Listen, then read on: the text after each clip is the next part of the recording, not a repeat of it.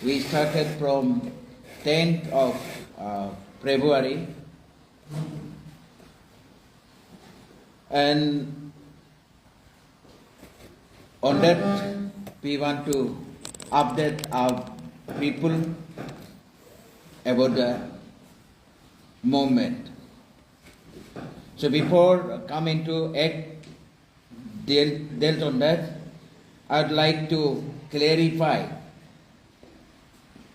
बहुत अरुणाचल में बहुत लोग ने ये बोल रहा है कि अरुणाचल क्रिश्चियन जो है रिलीजियस अगेंस्ट में बोल रहा है बोल के बहुत हमें मीडिया में सोशल मीडिया में दिखता है। मैं आज क्लियरिफाई करना चाहूँगा कि हमारा डेमोक्रेटिक मूवमेंट हमारा मांगे गवर्नमेंट को हम पुट अप कर रहा है। हम आज तक किसी रिलीजियस ग्रुप को हम नहीं बोल रहा है। आप याद रहिए और पॉइंट आउट कीजिए कि हम किसी रिलीजियस ऑर्गेनाइजेशन का या किसी ऑर्गेनाइजेशन का खिलाफ हम इस मूवमेंट में नहीं लेते हैं। हमारा रिजर्वेशन, हमारा डिमांड हम अपना सरकार को रख रखा है। तो इसलिए बोर्ड ऑर्गेनाइजेशन है ये हमारा खिलाफ बोलने लगता है, तो मैं उन सबसे अपील करना चाहूँगा कि हम गवर्नमेंट को डिमांड कर रहा है, आप सबसे कोई मतलब नहीं है, आप हमें ज़बरदस्ती मतलब ट्रोल ना किया जाए। दूसरे में हम एक तारीख को देखा है, ये indigenous faith and culture society of Arunachal ने इस एक्ट को इमीडिएट इम्प्लीमेंटेशन के लिए उन लोग ने पदयात्रा किया है। मैं उनको कोई टिप्पणी नहीं करता है कि वो अपना मांग को सरकार को रखा है। इसके लिए हम अरुणाचल क्रिश्चियन फोरम जैसे रखता है उनका भी डिमांड ऐसे रखा है। बदन वहाँ एक चीज मैं उन सबसे अनुरोध करना चाहूँगा, आपका सारा दिन का डिबेट जो है क्रिश्चियन का ऊपर किया गया है।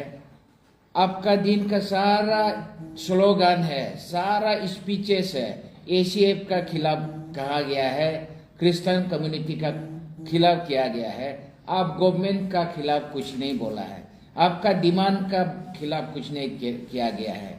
इसलिए मैं एक ऑर्गेनाइजेशन है so called indigenous people represent करता है बोल के आप जो मांगते हैं, आपको समझ में आना चाहिए कि हम भी इंडिजिनस पीपल है, हम भी अपना मांग सरकार को रखने का हमारा राइट बनता है। आप सब ने वहाँ में बाइबल भी पढ़ के बाइबल को भी रॉन्ग इंटरप्रिटेशन दिया है। ये किसी रिलीजियस मतलब बुक को सेक्रेट को लेके मौकरी करना जरूरी नहीं है। आपका सवाल को आप सरकार से मांगिए, जस्टिफाई सरकार को दीजिए। वह बाइबल पढ़ के क्रिश्चियन का खिलाफ बोलने का ये कोई जरूरी नहीं है।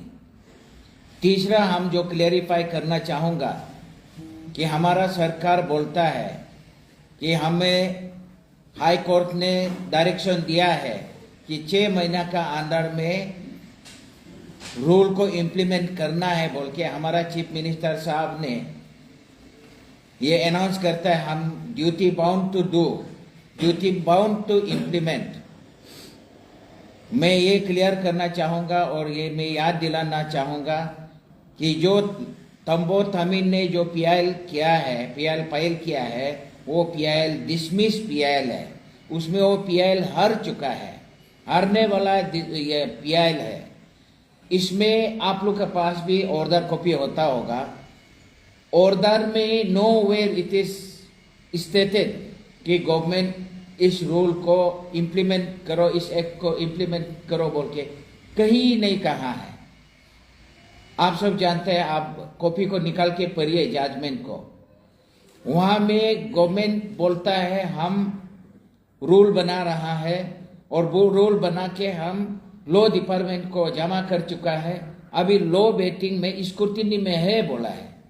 तो अब हाई कोर्ट बोला है कि ठीक है, लॉ आप बनाता है तो आप 6 महीना में अगर आप करेगा बोलता है तो आप कर लीजिए, इतना ही डिसमिस करने का बाद एक रिमार्क दिया है, इतना ही है। सॉरी, तो उसमें नोवेयर कोर्ट ने जिक्र नहीं किया है, मैटर को डिस्कस ही नहीं किया इम्प्लीमेंटेशन के लिए। तो आप लोग हम duty bound to implement rule बोल के हमें मतलब स्टेट को जलाया जा रहा है। जब इम्प्लीमेंट करेगा बोलने का बावजूद से वजह से आज अरुणाचल का क्रिश्चियन जग उठा है कि 46 इयर्स में जो रूल दरमन पड़ा हुआ था, क्या जरूरी पड़ा है आप अभी इसको इम्प्लीमेंटेशन में लाने का, इसी के चलते स्टेट में जल रहा है। तो इसलिए मैं अपील करना चाहूँगा सरकार को, अपना जनरल एडवोकेट जनरल से, लॉ डिपार्टमेंट से आप पूछिए, ये कंटेम्प्ट नहीं बनता है। उस अपील में, उस जजमेंट में नोवेयर इम्प्लीमेंटेशन करने के लिए कहीं भी एक शब्द भी नहीं मिला है, एक शब्द भी लिखा नहीं है। तो इसको पब्लिक को आप ये नहीं बोलना है मुझे ड्यूटी बाउंड है करने के लिए, नहीं तो मुझे कंटेम हो जाएगा बोल के बोलने का, इसको छोड़ दीजिए और आप कोर्ट का ऑर्डर को अच्छा से पढ़िए। ये हमारा कहने का है। आज हम इस एक्ट को बहुत लोग बोलता है Arunachal freedom of religion act जो है, ये preservation of indigenous culture, indigenous tradition है बोल के हमारा पब्लिक को बोल के ये बताया जा रहा है। मैं आज आप लोग का मीडियम से ये पूछना चाहूंगा कि Arunachal Pradesh freedom of religion act में एक भी शब्द, अगर ये act preservation of indigenous culture, preservation of indigenous tradition अगर लिखा होने से हम बंद कर देंगे मूवमेंट।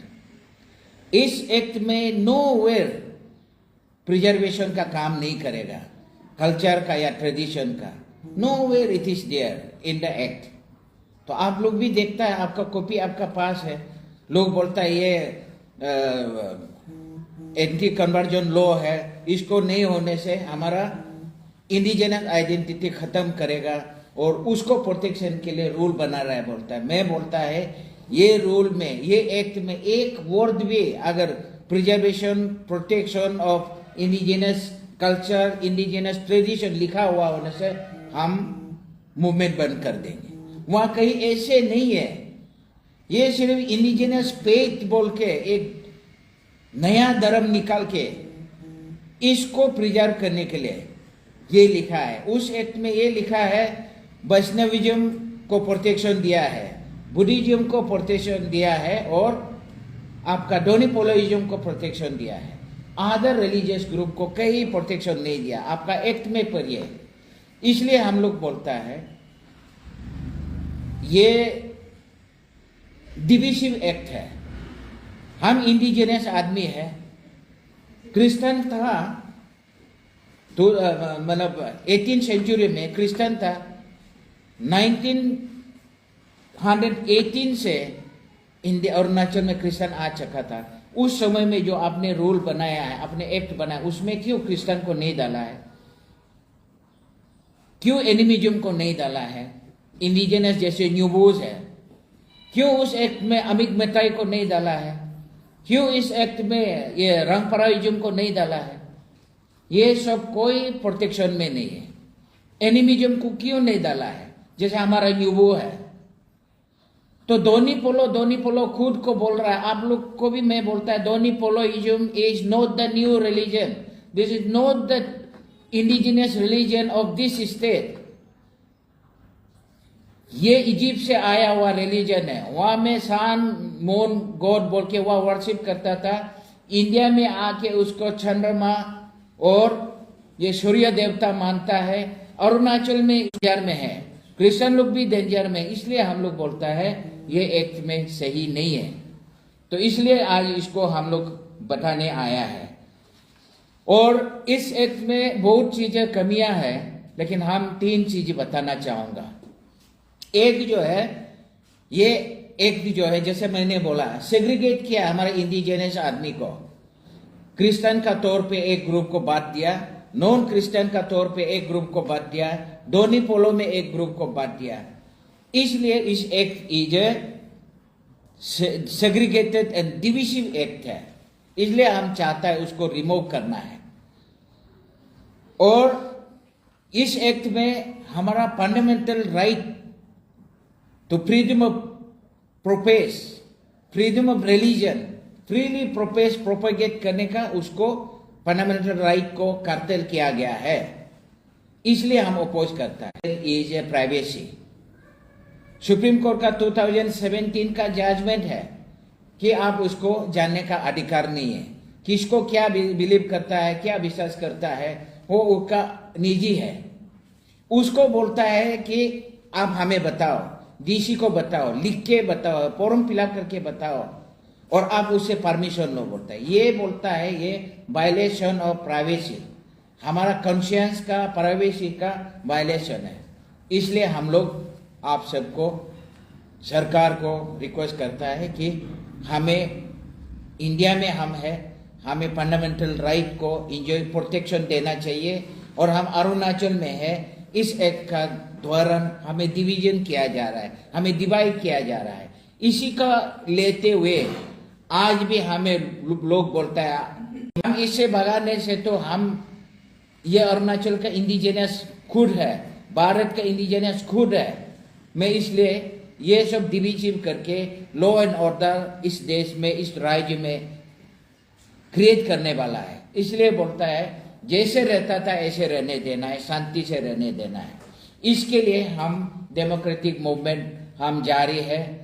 इस डेमोक्रेटिक मूवमेंट में हम जैसे बताया है 10 तारीख से लेके हम 17 को हम हंगर स्ट्राइक किया है, और आने वाला दिन में 6 तारीख में हम धरना बैठने वाला है। तो इसलिए हमारा जो ये डेमोक्रेटिक मूवमेंट है, फर्स्ट पेज का 6 तारीख को हमारा लास्ट इवेंट है। ये खत्म होने का बाद हम सेकेंड पेज को ऐलान करेंगे और सेकेंड पेज में हम जाएंगे। तो आज तक हमारा स्टैंड ये है कि हमारा मांगे कुछ भी आगे नहीं बढ़ा है, इसलिए हम 6 तारीख को हमारा जो धरना है वो कंटिन्यू रहेगा। ये बताने के लिए हम आपका प्रेस कॉन्फ्रेंस, प्रेस क्लब में आया है। Thank you.